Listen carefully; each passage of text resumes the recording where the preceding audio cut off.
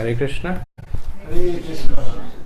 So thank you for coming. I see many people are still recovering from Janmashtami. Smaller crowd. But not Janmashtami.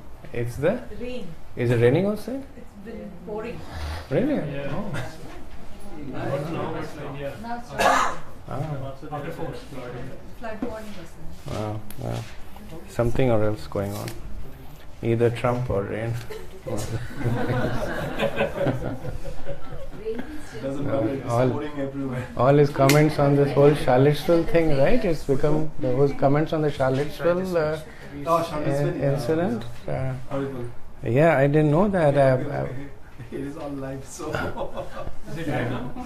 I didn't know that. I was walking out of my office and another person was there, and she was so impassioned. Like, can you believe what's happening? I said, what happened? And then I went and read up on what had happened, and I was actually very disappointed. You don't expect that in America. Yeah, especially the leader of a country, right? Yeah. So anyway. The thing that happened is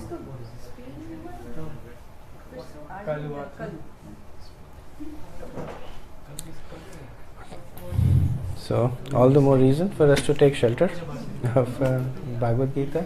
So we'll start with chapter 7 today. We finished the first 6 chapters, a chapter-wise summary, and we did a recap of the first 6 chapters. So before starting with the 7th chapter, I just want to hear from you if what is maybe one big takeaway from the first 6 chapters, something that stuck to your mind, something that maybe you thought would be a aha moment, or something that you thought you could apply in your life. It's better to be more spiritual than to be the real physical satisfaction of life. Better to be spiritual than physical, right? And actually, Krishna, the first 6 chapters are in a way a little bit of a hook, because they talk about karma, so we can relate to it very easily. We can relate to most of the things that Krishna says, and then he basically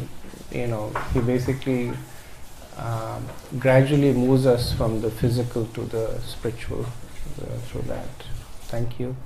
Anybody else, Prabhu? I think one of the most important things that he says is about soul and not being the body. So I think first 6 chapters lays the ground base for having that understanding, where we can understand that we are souls, not the body, and it's really I must say esoteric and very difficult to understand, and I must say more difficult to realize and practically apply it. Yeah. But when he talks about all those things, how we can gradually go there. Right. So actually Prabhupada in the purport says that in the first 6 chapters of the Bhagavad Gita, the living entity has been described as non-material spirit soul capable of elevating himself to self-realization by different types of yogas. So Prabhupada gives a very succinct summary of what you're saying. So that is indeed, even though Krishna speaks about the soul very briefly in the 2nd chapter from verse 11 to 32, but all the verses in the chapter 6 are basically geared towards realizing that we are, like Prabhupada says, that we are non-material, and for helping us understand our true identity, which is not the body but the soul. What struck me was actually not even the introduction to the chapters, actually, where it says that there is only one Shastra that you want to see is the Bhagavad Gita. There is one God who is the Devaki Putra. That struck me, or according me. Okay. Yeah, actually Prabhupada's introduction is very powerful from Bhagavad Gita. It's very, very powerful. It's a synopsis of not just the Bhagavad Gita, but of one's whole spiritual life.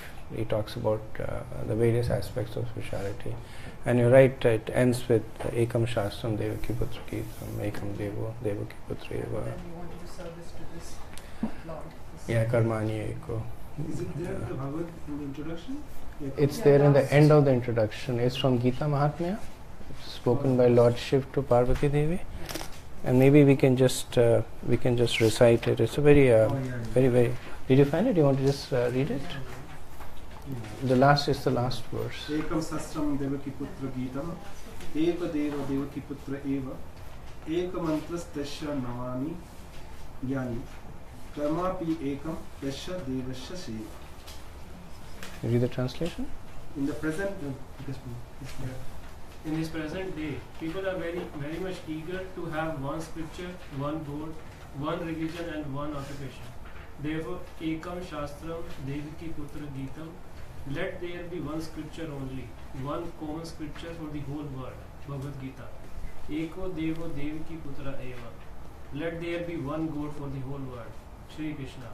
Eko mantras tasya namani, and one hymn, one mantra, one prayer, the chanting of his name, Hare Krishna, Hare Krishna, Krishna Krishna, Hare Hare, Hare Rama, Rama Rama, Hare Hare.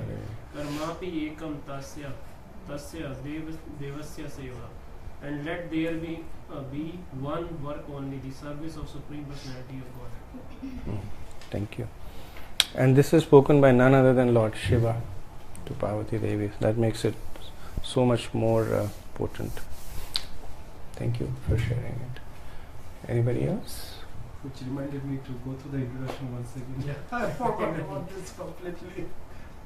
Actually, Prabhupada's introduction, if you there is a whole set of lectures on Prabhupada's introduction, because he bases it on Bhaktivinoda Thakur's Das Mula Tattva. So if you look at, Bhaktivinoda Thakur has a very nice book called Das Mula Tattva, the 10 Essential Principles of Spirituality. And Prabhupada's introduction is basically based on the Das Mula Tattva. So it's and that's why it's so comprehensive also, because it covers all the 10 aspects of spirituality there. Prabhu? Like when we say like Eko mantra, right? In the verse it doesn't say like Hare Krishna mantra, right? But how come like does it the Quran it says like before or like after somewhere it says like this is only No, this is basically Prabhupada contextualizing the translation. So Eko mantras tasanamani yani, let there be only one mantra, the chanting of your holy name. So that's what's the literal translation of that line. Right. And Prabhupada contextualizes it that what has Chaitanya Mahaprabhu given us as the mantra for this age. Okay. So that's why he says it that He way. just relate the like Yes. And he does that in different verses different also. verses, yeah. That's what like So- people, a lot of time when I read these verses, you don't see the exact same thing, but like Yeah, there are two reasons for that. One is that the Sanskrit to English translation will never be one-to-one, because Sanskrit is a much richer language. Right. The language carries many more nuances. So even if it is not there in the word to word, because a lot of the meaning is predicated on the construction of the sentence.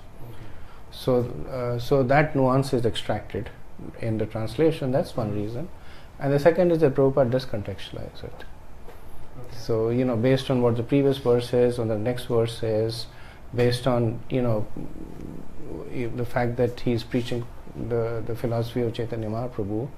So he never claimed to have, in fact he was very open about it. He never claimed to have written an academic Sanskrit translation of the Bhagavad Gita. And as it is, he writes that I present in the introduction again, he says, why do I call it as it is? Because I present the meaning of the verse as Krishna meant for it to be understood. Right? So you see that. A little bit more academic discussion probably. So when it says in Tasya Namami Yani, which is basically chanting of your name. Yeah. So if you take literal translation, Krishna's name is Krishna. Uh-huh. And of course there are Ashtata, Shatanam and all those kind of things. So, Right. and obviously there is Shastra Nam of Vishnu and all those things. Right. So obviously we can probably chant that name also. If at the minimum we can always chant Krishna, Krishna, Krishna, Krishna, Yes. Krishna. Yes. But Prabhupada gave us this particular chanting, Hare Krishna, Krishna, Krishna, Hare Hare, Hare Ram, Ram Ram. Mhm. So gradually if we take it like Sahasranam, Ashtattar Satanam, and then just his Krishna name and then Hare Krishna Mahamantra. Mhm. Why Hare Krishna Mahamantra? Is it difficult for us to remember Ashtattar Satanam or the Sahasranam? Obviously those are difficult, but Krishna at least we can always chant Krishna, Krishna, Krishna, Krishna, Krishna. Mhm. But Mhm. why this Hare Krishna Mahamantra? As so there's couple of reasons. I mean, one is that because it is said so in the scriptures that in the Kali Sanatana Upanishad, this mantra is explicitly given for the age of Kali. Lord Brahma gives it, so he is the preceptor of the Brahma Gaudiya Vaishnava Sampradaya. And the more compelling reason is that we are followers of Chaitanya Mahaprabhu, and Chaitanya Mahaprabhu explicitly gave us this mantra to do.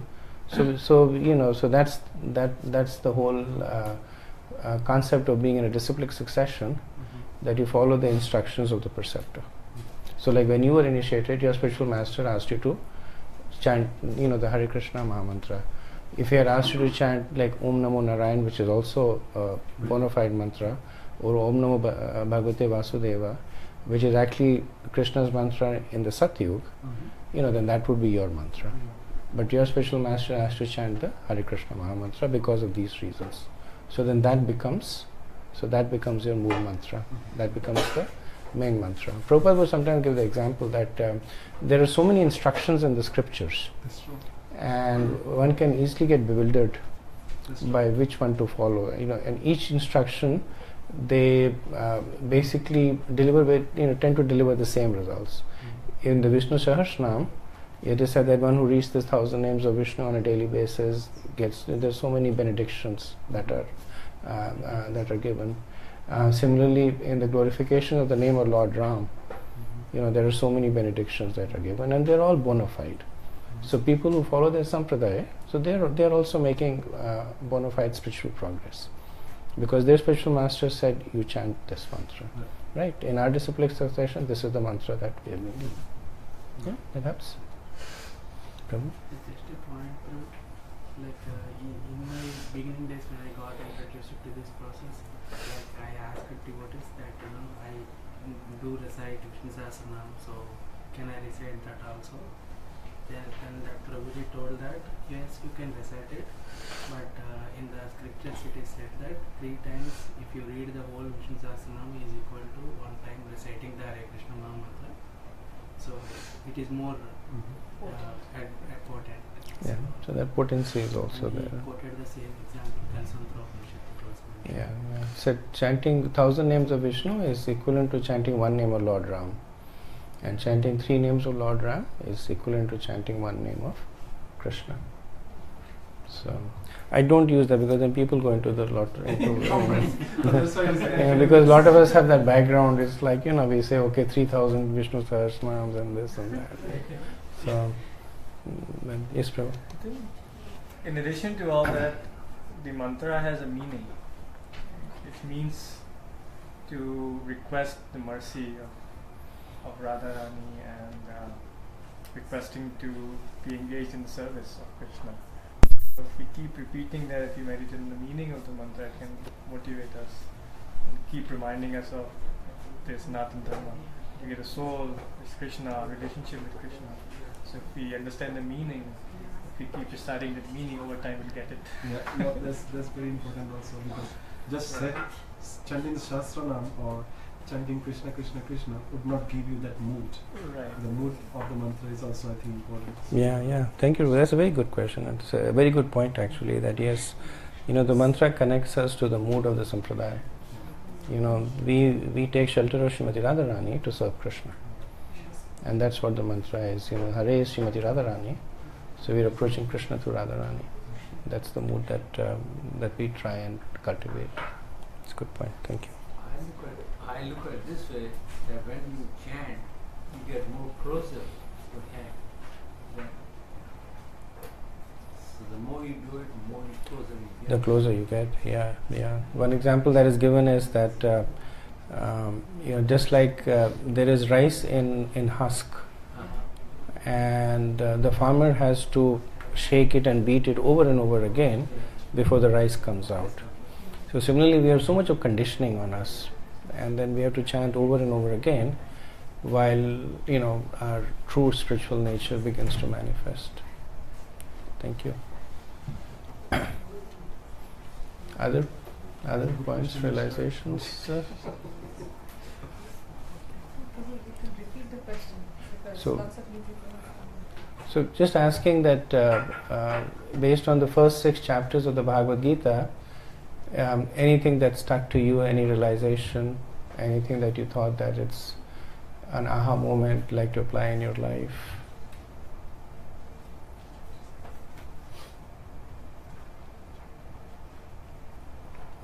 For me, like everything, every verse is, I thought like somehow I know it in my past.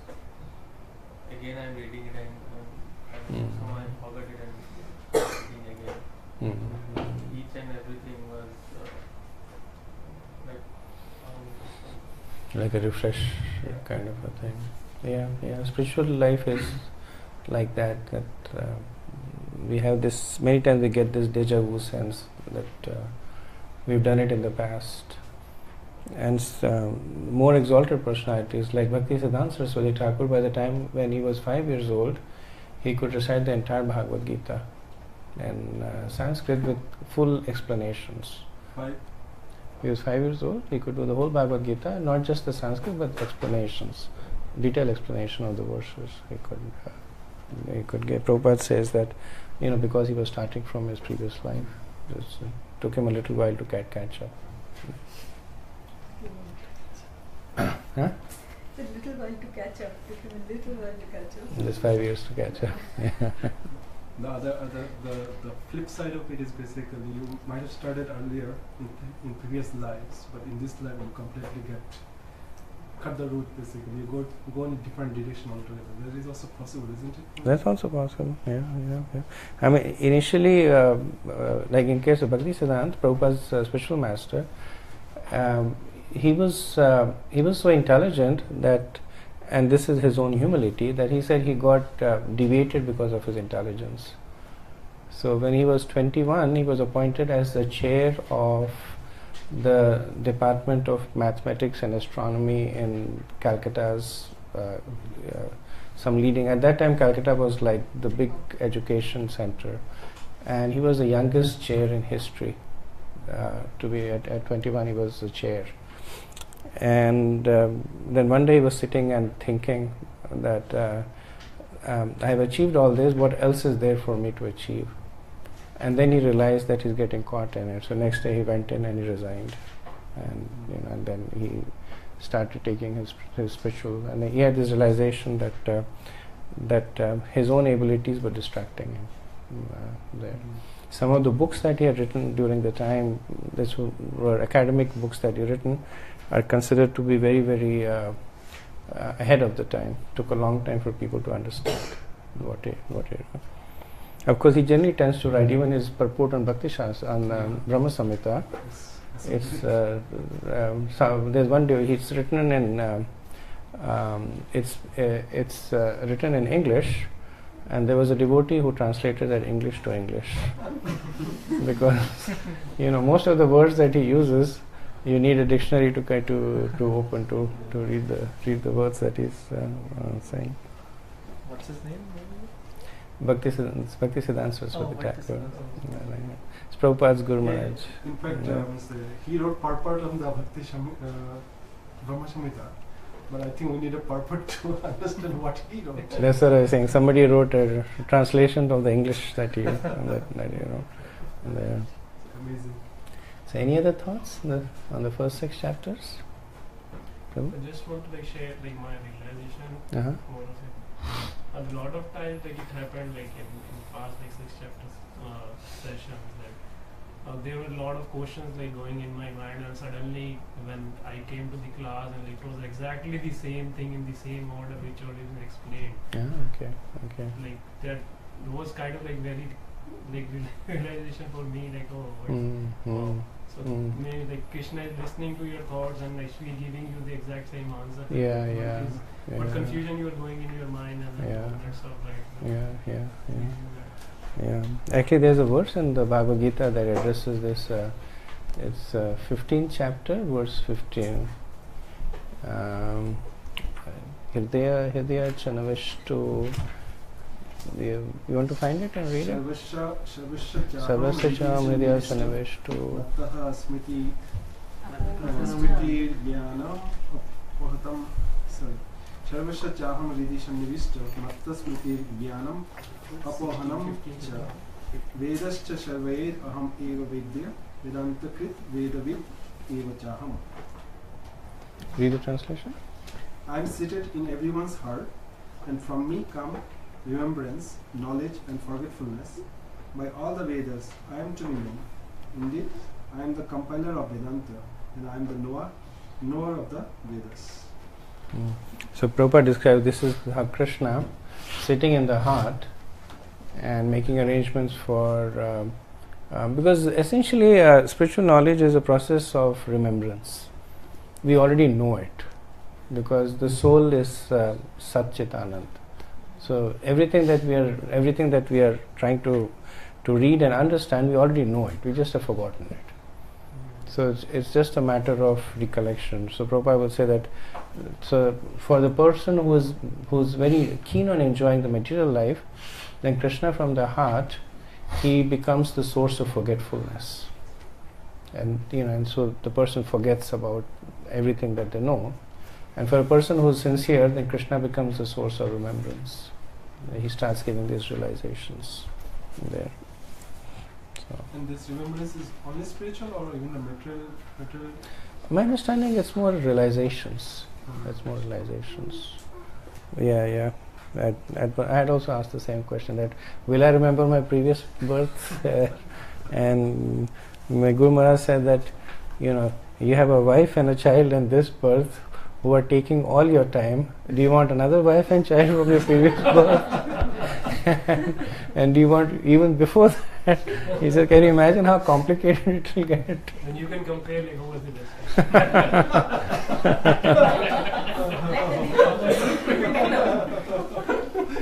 Or what you have now is the best. or they'll get together and talk about you, right? The guy is such a pain. You have a point? Yeah, I just want to say that the most striking for me through the first 6 chapters has been Prabhupada's purports, in which although he's explaining, Krishna is talking about Karma Yoga, Dhyana Yoga, and then Karma Yoga, Krishna consciousness, etc. So many 6 chapters, but Prabhupada has been very, very consistent about, bringing it all down to Bhakti Yoga. That Bhakti Yoga is the process of Kali Yoga, that, don't worry about the staircase, just take the elevator and get done with this life. And that's what, That is true. And I think that's one thing that we notice, as we were discussing earlier, is the contextualization of Prabhupada's translation and purports. That even in Astanga Yoga, which is for realization of the Paramatma, you'll see that Prabhupada almost always in the purport, he'll start off by saying, but this is very difficult to do. So it almost looks like he's trying to negate Krishna. Because Krishna says that, sit in a straight with your eyes, and Prabhupada says, this is very difficult to do. But he doesn't leave us over there. And he says, we actually have an easier way that is more potent. So that's Prabhupada's mercy. Also the underlying thread in the 6 chapters is that of Nishkam Karma.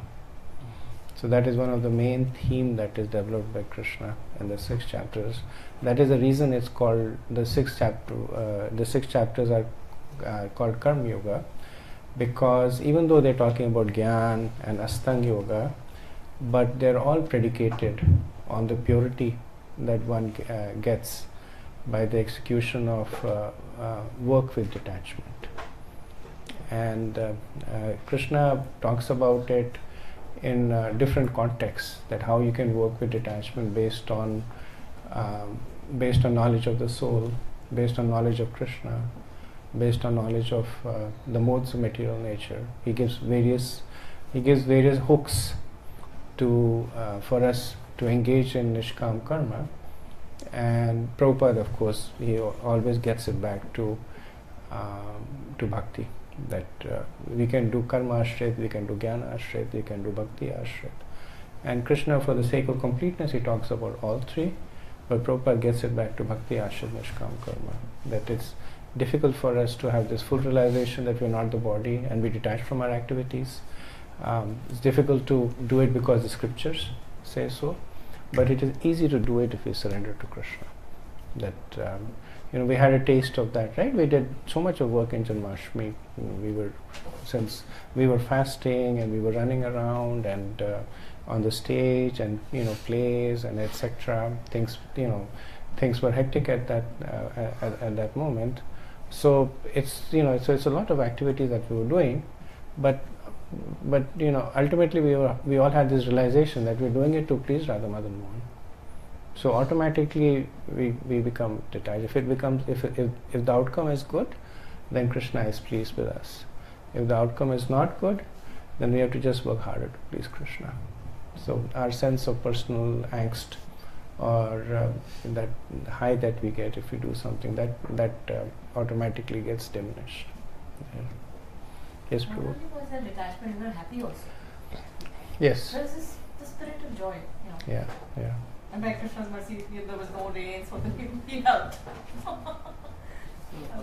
Yeah, I was saying like both. The play was going well, the spirit of joy. The mic was not working, so there was angst. So but both things. There's a sense of we're doing it for Krishna. Whatever Krishna. Eventually. But they're working out so nicely. Yeah, and Krishna has this way of making things work out ultimately. Yeah, devotees are kind, the audience are kind, and so Niskam karma sounds. Even if Krishna is in our heart, we know what is wrong and right. But nowadays in society there are a lot of complexity there. If you see the laws, American laws, Indian laws, they're all for the society. Like a lot of people, how they will be fit. In this complexity in real life, when we are working to live, we run to survive, we have food systems, we do a lot of karmas. And there, how to decide we are doing the right thing, we are doing the niskam karma. Is it relying on the heart and relying on Krishna, that's it? Whatever is coming from our inner soul, or is to some extent, yes. Repeat the question for the benefit of. So I think the question is that I'll summarize it, that in the current day and age we do so many things. How do we know, or how do we align that to nishkam karma? And to some extent, I think you were giving the answer that Krishna from within, he inspires us. But essentially, it's like Prabhupada says that in this day and age, the execution of bhakti takes away all the fruitive activities, the results of all the activities that we are doing. Like he gives the example: you go for a job and you work over there, and you give a part of what you get for the service of Krishna, right? So that purifies that activity. Now, it doesn't mean that so that's where it doesn't mean that you do sinful activities. You do activities that are acceptable activities, and you build a house. You build a small temple in the house. So the house now belongs to the deities. You get money to cook food and you eat. You offer a little bit to Krishna and then eat. So it is from karma, it becomes Krishna karma. So and Krishna karma by nature is nishkam. So it's a lot easier to do because, like Indulekha is saying, it's generally joyfully performed. You don't have to perform austerities. You don't have to minimize. Like if you're doing jnana ashrit nishkam karma, then in that mode people will minimize their activities. They will eat as little as possible. They will perform as little activities as possible. They tend to become very strong renunciates. So that is one way for them to reduce the karmic reaction, is by reducing karma itself. It's very difficult to do in the current day and age. But by connecting everything that we do in a sincere way to Krishna, Krishna automatically takes away the reactions for that. Okay, somebody else had there? I think Krishna, through your soul, will tell you what you are doing is right or wrong. Yeah, Krishna as Paramatma, he does act as a conscience, and he tells you. It all depends on how much you listen to him. Krishna is always there. He is guiding us from within and without. From within as Paramatma, from without as a spiritual master. Okay. So thank you for the nice realization. So we'll start with the 7th chapter. So so this represents the middle beginning of the middle 6 chapters of the Gita, and these are actually the easiest chapters, the most joyful chapters to read. Which Krishna gives us some respite, because the last 6 chapters are one of the most difficult chapters to read. But these 6 chapters, especially for devotees, it flows very easily. So Krishna, in the first 6 chapters, he has introduced us to the soul. He has talked about the fact that we are non-material, we are spiritual. He has given us a process, nishkam karma, to realize the soul. He has also given us, pointed out the main obstacle, which is the ahankar, that prevents us from realizing ourselves. And then he has given us some tips and techniques on how to circumvent it. Essentially, essential being having faith in the scriptures and developing detachment. So after having introduced us to the soul, now Krishna talks about himself. So in these 6 chapters, the main focus is Krishna. In the first 6 chapters, you see that Krishna very sparingly appeared. He appeared in the first 3 chapters. He is not there at all. He is answering questions, but he doesn't speak about God. He doesn't speak about the personality of Godhead. In the 4th chapter, he speaks briefly about himself, but really to give an example. When he wants to demonstrate to Arjun the importance of working with detachment, and he says that Chaturvarnya Maya Sreshta Guna Karma, that I have created this society, but I am not affected by it because I am fully detached. So he wants to illustrate how you can do an activity that is most immersive and yet be detached. And if you are detached from it, you will not be impacted by the results of that activity. So beginning from the 7th chapter now, Krishna will speak mostly about himself, and he will speak about himself in the context of the jiva. He will speak about himself in the context of the demigods, the devas. He will speak about himself in the context of the impersonal Brahman, and he will speak about himself in the context of the universal form, by which he pervades the entire universe. And that's why these 6 chapters, they're an easy read. So we'll start with the summary discussion on 7th chapter. Just one quick question. Uh-huh. In this country, is it possible to explain the sambandha, prayojana, and so this is basically is prayojana section, isn't it? It's not really prayojan. So I think Prabhupada is asking a little bit about the 3 aspects of one's spiritual advancement. first is called Sambandh Gyan, which is establishing relationship. Sambandh is relationship. Like who am I, who are you, what's the nature of a relationship. The second is called Abhiday. Abhiday is that once you establish a relationship, then once you understand the relationship, how do you establish it? So you meet with somebody for the first time, you get a sense that okay, this person is my boss, I work for this. So the sambandh is established. Then Abhiday is that how you work in the relationship, that your boss tells you to do stuff, you do it, and you take instructions from him, you try and do as per what he wants. That is Abhiday. That doing activities within that basically reaffirm that relationship. And then Prayojan is enjoying the fruits of that activity. You get a raise, you get a promotion, or you get accolades, or you get chastised, depending on what you do. So that is Prayojan.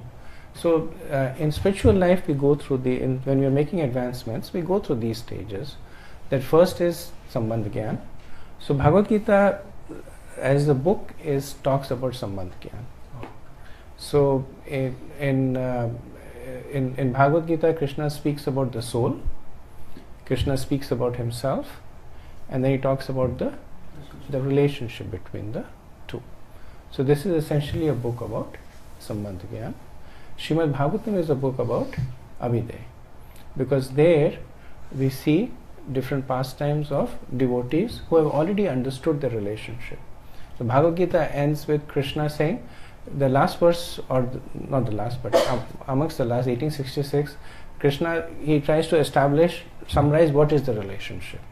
That Sarvadharma Pratyaje Ma'amekam Sharanam, that you take shelter of me, I'll protect you. So he tries to, this is the relationship between you and I. Srimad Bhagavatam begins with, after having taken shelter of Krishna, now let us see what we have to do. So it basically talks about people who have already understood the relationship with the Lord, what are the kind of activities that they do to establish that relationship.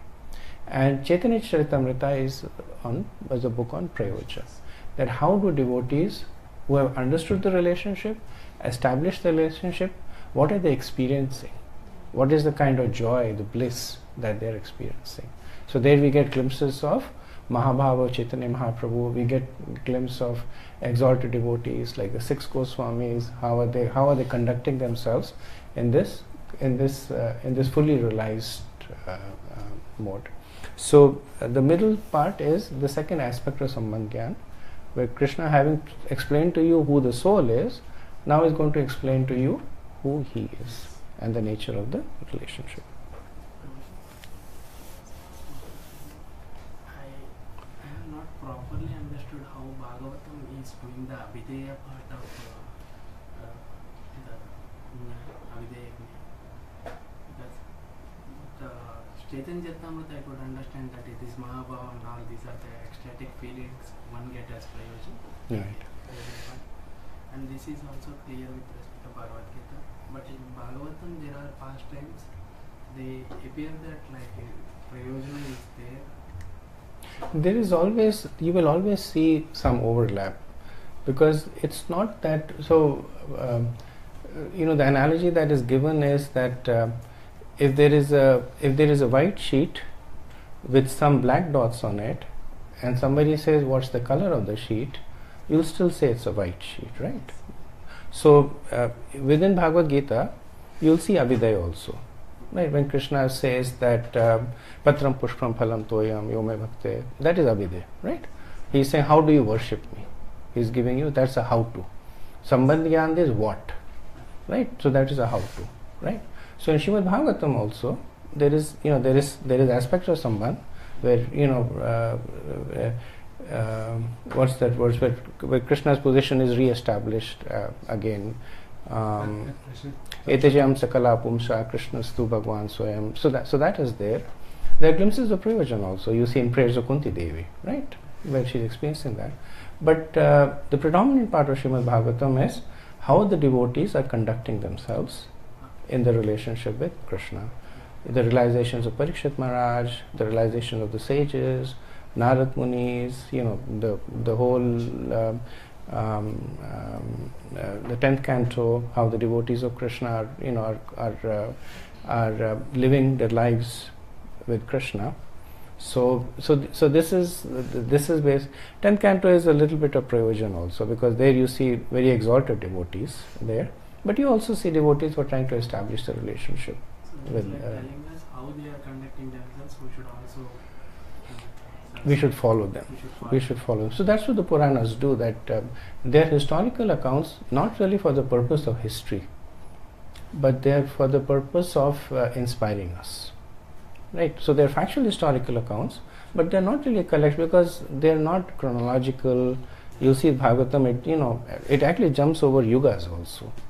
Different yugas we'll talk about. So they're not really chronological, but they are essentially there so that we can read and get inspired and say that Dhruva Maharaj did this. So we could also do something like that. Prahlad Maharaj did this. So we get inspired to follow his instructions there. Yeah? Okay. Questions, comments? I have a question not related to this. Okay. It's a kind of logical question. Okay. So, in every Kali Yuga, Krishna come to earth to guide us. Dwapar Yuga. Dwapar Yuga. Mhm. So, in the Brahmas, there are many planets like spark or something, million maybe uncounted planets. Okay. So, in every planet, we take births or. Yeah. Prabhupada says that Krishna is a traveling roadshow. So he does his thing over here, he goes to some other planet, does his thing there, goes to some other universe. So Krishna's pastimes are eternal. Even now, somewhere Krishna is killing Putna, somewhere Krishna is killing Agasur, somewhere the battle of Mahabharata is being fought. So Krishna's pastimes are infinite and eternal. There. And also in one Brahmasa is like many Dwapar Yugas happen, so in each one. In each one they repeat. So it's not that they are like copies of one another. They are just cloned. It's not like that. So it's not that there is an Anirudh in the next Kali Yuga also. Hopefully you will have gone back to Godhead by then. But the main events happen very similar. Like Kalki will come, Chaitanya Mahaprabhu will come in some form, and Krishna will come. Bhagavad Gita will be same. It won't be different. Same Bhagavad Gita will be there. The scriptures will be the same. So the main events will be the same, but the actors will be adjusted there.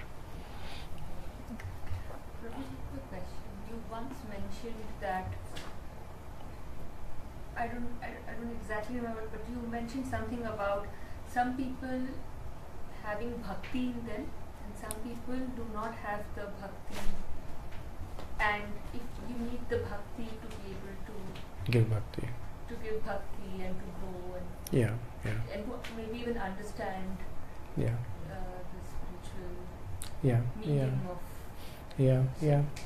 of lot of this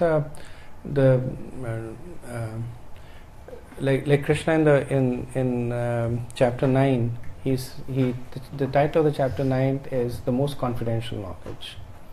And then Prabhupada in the purport writes that why is the most confidential knowledge being presented so openly? And then he makes this point that it's presented openly because it can only be understood by those who have the qualifications to understand it. Otherwise, it's just a bunch of words, or it's some concepts that they might misconstrue there. So our reading of the scriptures and what we understand out of it is predicated a lot in terms of our mood, our mood of submission to the scripture, the mood of submission to Krishna. There's Prabhupada in the introduction, he says that read the Bhagavad Gita, even if you're not convinced that Krishna is God, at least read it with this theoretical understanding that maybe Krishna is God. Because if you don't, then you'll get nothing out of the Bhagavad Gita. And at least this one notion is very popular among people who teach Bhakti Shastri, some of the more rigorous courses, that you're not understanding a verse, they say chant around and then read the verse. And then you'll see the difference. Sometimes some of the verses are more complicated, people are not able to understand it. And Burijan Prabhu is one of Prabhupada's disciple, great scholar, and then he'll give this recommendation. So that's okay, he says. You get up in the morning, chant around, and then read the verse, and then you see that you'll understand. And it actually works. You'll get a lot more when your heart is open. Yeah. Okay, so.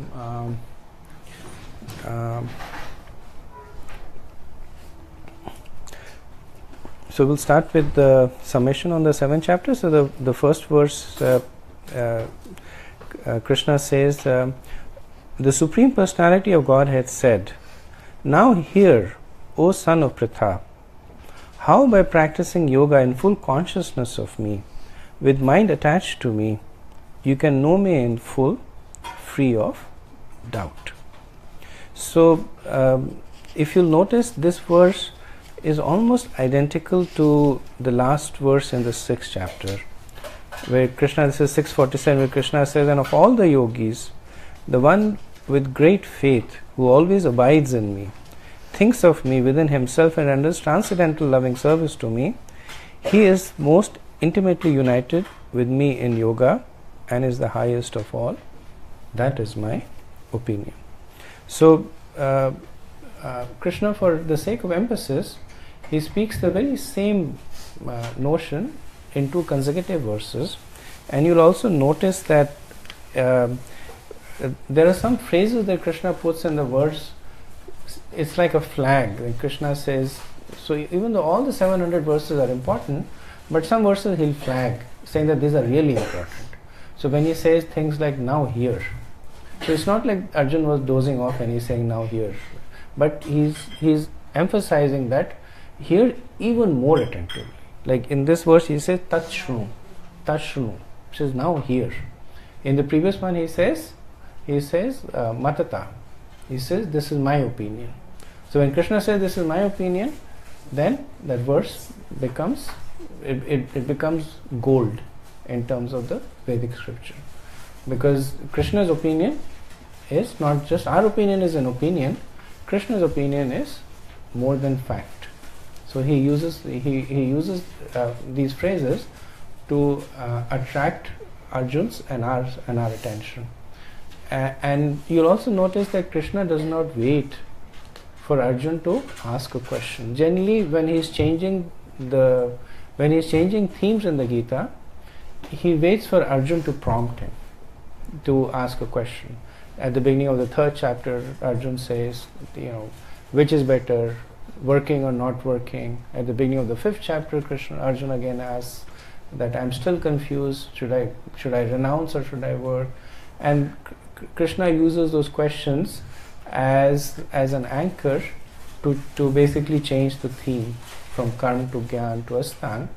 But now that he's speaking about bhakti, Prabhupada says that Krishna is so eager to give this knowledge about bhakti, he does not even wait for Arjun to ask the question. He starts talking about it because it's a subject that is very, very dear to him. Krishna will give us everything, karma, gyan, but he really wants to give us bhakti. Everything else that he gives us is basically a hook that will, in Krishna's mind or heart, that is something that will ultimately get us to the platform of bhakti. So since in these chapters Krishna is going to be talking about himself, so he talks about what is the qualification of one who can understand him. And he says that by practicing yoga in full consciousness of me, with mind attached to me, you can know me in full. So Maya Sakta Pratha, that he says that, so this is one thing that Krishna, and again there is no way to answer the why to this, but one thing that Krishna demands and he rewards also is exclusivity. He says your mind attached to me.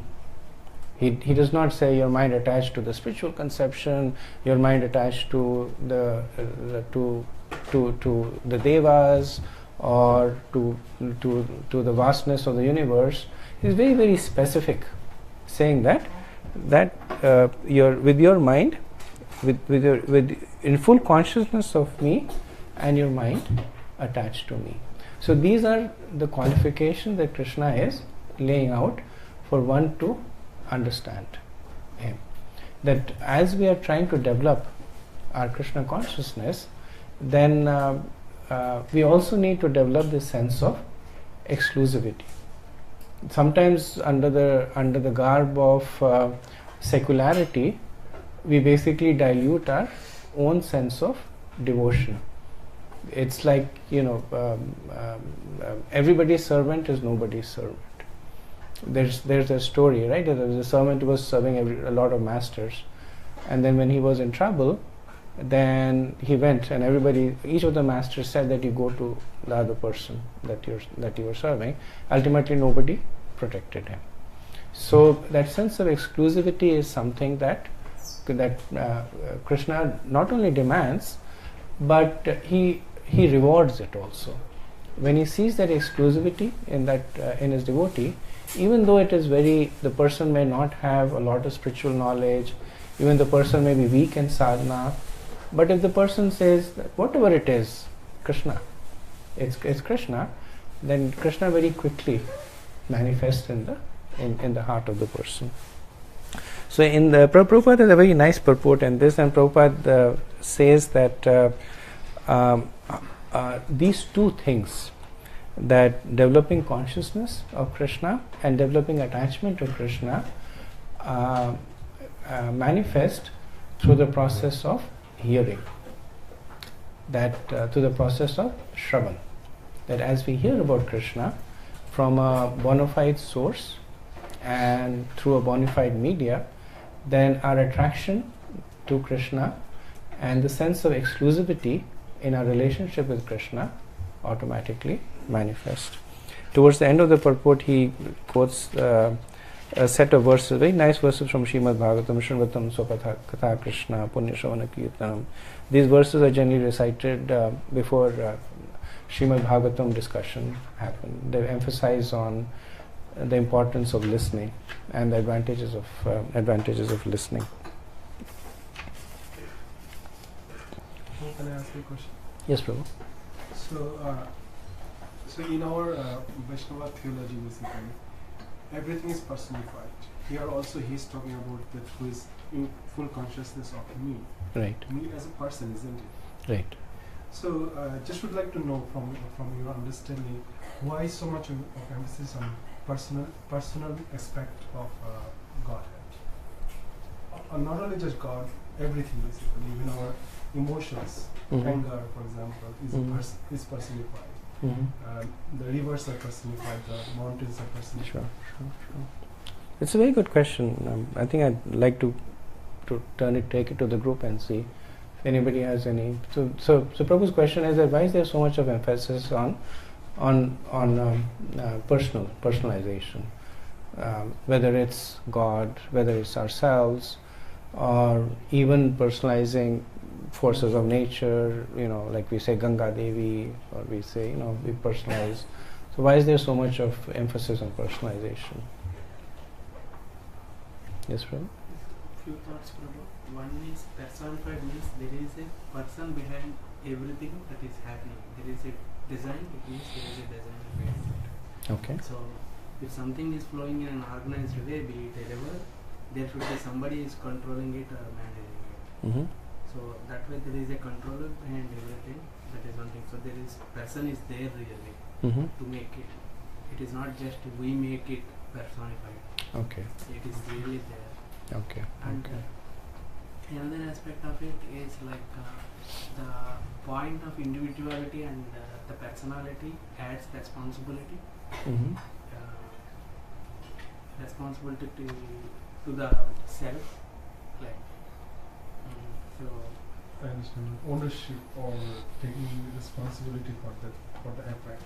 Yes, and because any good character or bad character, if it is God is impersonal, where is the good character and bad character are coming from? Right. And somebody wants this is what you do, then it becomes good character. If you don't do this, that is bad character. Right. Good. Thank you. Thank you. Good points. Anybody else? Thoughts on it?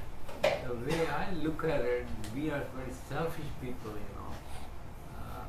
we are not letting Krishna come and tell us, we are not giving him a priority, we are giving ourselves a priority, which is wrong. We should let him give. And personalization helps in that aspect. Good. Thank you. Thoughts? Like we were talking about Samandhagyan. Mhm. Samandha can only happen with person. When you have Two people. Relationship, anything personal. There has to be a person. You cannot have a relationship with a fire or a. That's true. So That's true. it's like, Right. But with the force of energy, Yeah. you can't have that. Right. Without personal attributes, any relationship turns into a craziness. That is true. Yeah. Because nowadays also, like in India, you see people are getting married with a banyan tree. But it does not really exist. So people always say this is craziness. So without any personal interaction, no relationship can survive. There is no concept of a relationship unless there's no there is. Samandhagyan if you Don't have that. someone with. Yeah. So I think so. That's a little bit of from tattva perspective. That sambandh gyan cannot exist unless there is a relationship. And Prabhu explained that the reason it is personalized is because there are persons. So so it's not fair for me to say that you don't exist, right? And just talk about you as a force of nature, because you do exist. So it is true to what is actually there. And also there is a lot of emphasis on personalization, because at least again, this is Vaishnava theology, that without personalization there won't be any love. There won't be any love. There can only be love between people, right? So there won't be any rasa unless there is. Even if you like say river Ganges, right? It's a river. Even if you say it's a holy river, you can draw some sustenance from it. But when you talk about Ganga Devi, it becomes a whole different thing, right? Right. If you go to Haridwar and they have this arti over there, and then you get a sense over there that they are actually worshipping Ganga Devi over there, and then it gives you a whole different concept as opposed to the river flowing over there. So it's the tattva, it's the reality, and it's the basis of love that bhakti brings to us. I don't want to derail the discussion here, but the flip side of having personality is that personalities also have deficiencies. I would say, especially in devas, basically, there are so many different difficult things that has been committed by personalities. Yeah. So from that perspective, so if you look at it, people find it easier to have an impersonal understanding of everything. Because then you may say good or bad. So it is very easy to disassociate badness from an impersonal thing. But as soon as you bring in person, so there is good and bad and everything that is happening, especially at the level of the demigods. Right. Yeah. So later on in the 7th chapter, only Krishna talks about it, that why do people become impersonalists? And one of the reasons he gives is that when people go through their life and experience a lot of angst in relationships, and then they are told that you have a relationship with God, and then say, "Bas, I'm done with relationships. Can't have any more relationships." So then they deny, and because they want to deny the relationship, the only way they can deny it is by denying that God is a person. Because every time there's a person, there's a relationship over there. So that's why they actually choose to deny, and they get attracted to the impersonal form of Krishna. Especially when they say the bad so from their perspective, bad things, which of course is not a bad thing from the perspective of the God himself. Yeah, yeah. They kind of completely disassociate. Yeah. To some extent, it's kind of like throwing the baby out with the bathwater. It's kind of like throwing the baby out with the bathwater, right? That you have had bad experiences with relationships, and then you give up on relationships, not understanding that the same relationship can also be the source of a lot of happiness, and especially if it's with a perfect person, it becomes a perfect